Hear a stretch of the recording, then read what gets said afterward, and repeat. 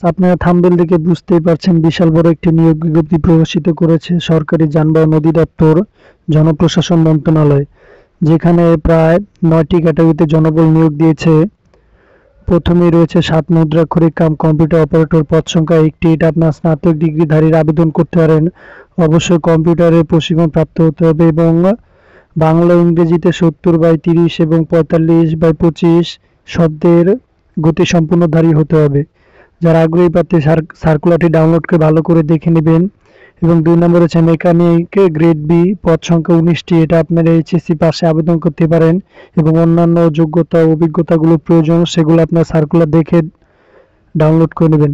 ৩ নম্বর হচ্ছে গাড়ি চালক, পদ সংখ্যা ৩৩৩টি। এটা আপনার জেএসসি পাশে আবেদন করতে পারেন। বিয়াস ৮ম শ্রেণী পাশে আবেদন করতে পারবেন। অবশ্যই ভারী গাড়ি চালানোর বৈধ ড্রাইভিং লাইসেন্স থাকতে হবে। অভিজ্ঞতা সম্পন্ন চালকগণকে অগ্রাধিকার দেওয়া হবে। ৪ নম্বর হচ্ছে গাড়ি চালক, পদ সংখ্যা ৭৩টি। এটা আপনার জেএসসি পাশে আবেদন করতে পারবেন। ৫ নম্বর হচ্ছে অফিস সহকারী কাম মুদ্রাক্ষরিক কম্পিউটার, যেখানে পদ সংখ্যা ৪টি। এটা আপনি এইচএসসি পাশে আবেদন করতে পারেন। অবশ্যই কম্পিউটার চালানোর দক্ষ অভিজ্ঞ হতে হবে। ৬ নম্বর হচ্ছে হিসাব সহকারী, পদ সংখ্যা ৫টি। এটা আপনারা কোনো শিক্ষিত বোর্ড হতে বাণিজ্য বিভাগে উচ্চ মাধ্যমিক সার্টিফিকেট সমান পরীক্ষায় উত্তীর্ণ হলে আবেদন করতে হবে, অতএব এইচএসসি পাশে আবেদন করতে পারবেন। ৭ নম্বর হচ্ছে টাইম কিপার, পদ সংখ্যা ১টি। এটা আপনি এইচএসসি পাশে আবেদন করতে পারবেন।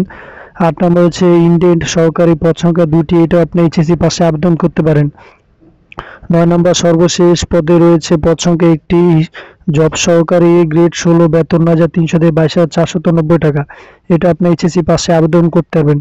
তো বুঝতেই পারছেন জিএসসি পাশে আপনারা বিশাল বড় একটি নিয়োগ পেয়েছেন। তো পরবর্তী পেজটি দেখিয়ে দিচ্ছি। ভিউয়ার্স, এখানে আরো অনেকগুলো ক্যাটাগরি আছে, সর্বমোট ১৬টি ক্যাটাগরি। তো ১০ নম্বর হচ্ছে স্টোরম্যান, পদ সংখ্যা ১টি। এটা আপনি এইচএসসি পাশে আবেদন করতে পারবেন। এবং ১১ নম্বর রয়েছে লেজার সহকারী, পদ সংখ্যা ৩টি। এটা আপনি এইচএসসি পাশে আবেদন করতে পারবেন।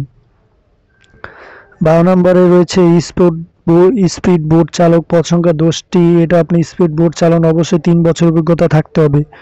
১৩ নম্বর রয়েছে মেকানিক গ্রেড ডি, পদ সংখ্যা ১৬টি। এটা আপনার এসএসসি পাশে আবেদন করতে পারবেন এবং অন্যান্য শিক্ষাগত যোগ্যতা অন্যান্য অভিজ্ঞতাগুলো দেখে নেবেন। ১৪ নম্বর রয়েছে ডিসপাচ রাইডার, পদ সংখ্যা ১১টি। এটা আপনারা এসএসসি পাশে আবেদন করতে পারবেন। অবশ্যই মোটরসাইকেল চালানোর বৈধ ড্রাইভিং লাইসেন্স থাকতে হবে। ১৫ নম্বর রয়েছে অফিস সহায়ক, পদ সংখ্যা ৫টি। এটা আপনি এসএসসি পাশে আবেদন করতে হবে। অবশ্যই সুস্বাস্থ্যের অধিকারী হতে হবে। ১৬ নম্বর রয়েছে ক্লিনার বা হেল্পার, পদ সংখ্যা ২৯টি। এটা আপনি এসএসসি পাশে আবেদন করতে পারবেন। ১৭ নম্বর রয়েছে নিরাপত্তা প্রহরী, গ্রেড ২০, বেতন ৮,২৫০ থেকে ২০,০১০ টাকা, পদ সংখ্যা ১৬টি। এটা আপনার জেসি পাশে আবেদন করতে পারেন। অবশ্যই সুঠাম দেহের অধিকারী হতে হবে।